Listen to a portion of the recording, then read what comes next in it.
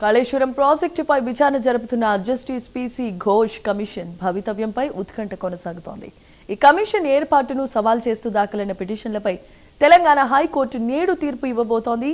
కాళేశ్వరం ప్రాజెక్టులో భాగమైన మేడిగడ్డ, అన్నారం, సుందిళ్ల బ్యారేజీల నిర్వహణలో జరిగిన అవకతవకలపై విచారణకు తెలంగాణ ప్రభుత్వం ఏర్పాటు చేసిన జస్టిస్ పీసీ ఘోష్ కమిషన్ చెల్లుబాటుపై హైకోర్టులో వాదనలు ముగిశాయి.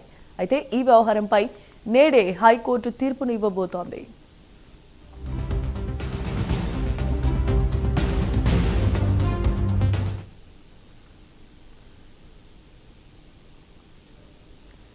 కాళేశ్వర అవకతవకలపై విచారణ కోసం 2024 మార్చిలో ప్రభుత్వం జీవో నెంబర్ 6ను జారీ చేస్తూ జస్టిస్ పీసీ ఘోష్ కమిషన్ను నియమించింది.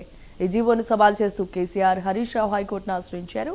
జస్టిస్ పీసీ ఘోష్ కమిషన్ చేపట్టిన విచారణ ప్రక్రియలో నిబంధనల ఉల్లంఘనలు జరిగాయంటూ పిటిషనర్లు పేర్కొన్నారు. తమపై అభియోగాలను మోపే ముందు తమ వాదనలను కమిషన్ పరిగణలోనికి తీసుకోలేదన్నారు. ఇరుపక్షాల వాదనలు సుదీర్ఘంగా విన్న తర్వాత న్యాయస్థానం నేడు తీర్పును ఇవ్వబోతోంది.